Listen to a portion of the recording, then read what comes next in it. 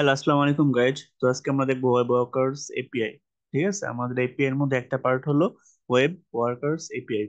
তো web workers API আমাদের যে ব্রাউজার গুলো আছে সেগুলো সাপোর্ট করে, যেমন আমাদের গুগল ক্রোম আছে 4.0, তারপরে আমাদের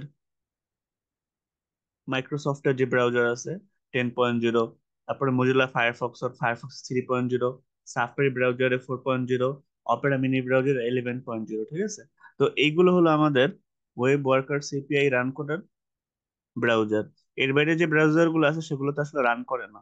তো যদি তোমরা এইচটিএমএল পেজে ওয়েব ওয়ার্কার্স এপিআই এর কাজ দেখছো, সেক্ষেত্রে তোমাদের অবশ্যই এগুলো যে কোনো একটা ব্রাউজার ইনস্টল করে নিতে হবে। ঠিক আছে, তো চলো আমরা দেখি ওয়েব ওয়ার্কার্স এপিআই কিভাবে কাজ করে, আমাদের মেকানিজমটা দেখি। তো দেখো, আমাদের ওয়েব ওয়ার্কার্স এপিআই এর কাজটা হলো এরকম যে, ধরো আমি একটা নাম্বারস কাউন্ট করতে চাই, যে আমার নাম্বার কাউন্ট হবে, যে ধরো আমি একটা কাজ করলাম 1 লিখবো, দুইবার কাজ করলাম 2 লিখবো, তিনবার কাজ করলাম 3 লিখবো। এরকম যদি আমরা এরকম একটা লুপস তৈরি করলাম, লুপস গুলো কতবার ঘুরবে, সেক্ষেত্রে যদি আমরা এরকম করি যে স্টার্ট ওয়ার্কার, স্টপ ওয়ার্কার, মানে স্টপ ওয়াচ তৈরি করার ক্ষেত্রে সাধারণত যেটা হয়, যেরকম ধরো আমি দৌড় প্রতিযোগিতা আয়োজন করলাম। তো দেখা গেল যে আমি প্রথমে এরকম ভাবে যে স্টপ ওয়াচটা আমি স্টার্ট করলাম, তারপরে দৌড় প্রতিযোগিতা শেষ হলো, তারপরে স্টপ করে দিলাম। তো আসলে এই মেকানিজমে আমাদের স্টপ ওয়াচ তৈরি করা হয়, আমাদের প্রোগ্রামিং এর ক্ষেত্রে এটার একটা গুরুত্ব আছে। ঠিক আছে, তো জাস্ট এটা কি করার জন্য ইউজ করা হয়, নাম্বার কাউন্টিং এর জন্য ইউজ করা হয়।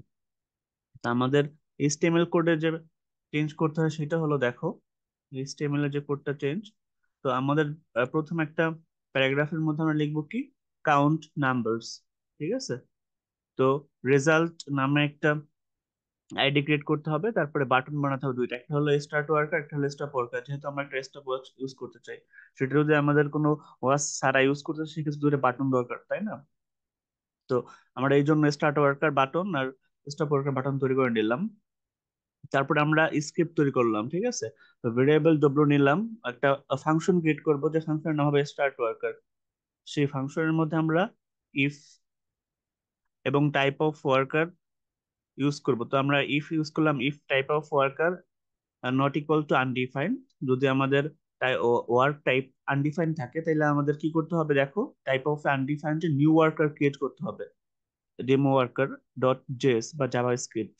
ঠিক আছে, তারপরে আমাদের একটা ফাংশন ক্রিয়েট করতে হবে, ফাংশনের মধ্যে আমাদের রেজাল্ট শো করার জন্য ইনার এইচটিএমএল এ ইভেন্ট ডট ডাটা আমাদের ইনপুটেশন নিতে হবে।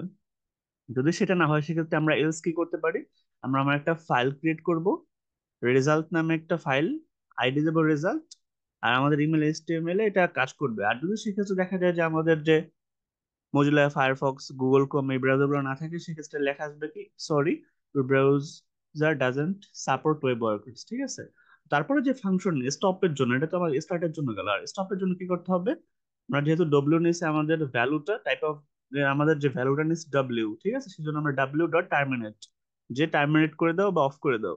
তারপর ডব্লিউ ইকুয়াল টু আনডিফাইন্ড, মানে আমাদের ডিফাইন্ড করা হয় না যে ডব্লিউর মানটা হাইয়েস্ট কত হবে।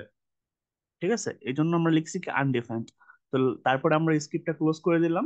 তো এটার মাধ্যমে আমরা দুইটা বাটন তৈরি করব, একটা হলো স্টার্ট ওয়ার্কার, একটা হলো স্টপ ওয়ার্কার। দুইটা ওয়ার্কার বাটন কাজ করবে এবং আমাদের আউটপুটটা দেখাবে। ঠিক আছে, তো চলো এই কোডটাকে আমরা রান করি। তো আমরা কোডটা রান করে দিলাম। তো এবার আমরা শেয়ার করে দেই, শেয়ার করলে তোমরা দেখতে পাবে, দেখো আমরা শেয়ার করে দিছি। তো আমরা যেহেতু প্রথমে লিখছিলাম কাউন্ট নাম্বারস, তো কাউন্ট নাম্বারস চলে আসছে, আর এখানে দুইটা বাটন চলে আসছে, স্টার্ট ওয়ার্কার, একটা স্টপ ওয়ার্কার। যখন আমার দৌড় প্রতিযোগিতা স্টার্ট হবে, তখন আমি কি করবো, স্টার্ট ওয়ার্কারে ক্লিক করব, যখন শেষ হয়ে যাবে তখন স্টপ ওয়ার্কারে ক্লিক করব। এর মাধ্যমে আমি আমার যে দূরত্ব পার হতে কত সময় লাগছে সেটা বের করতে পারবো।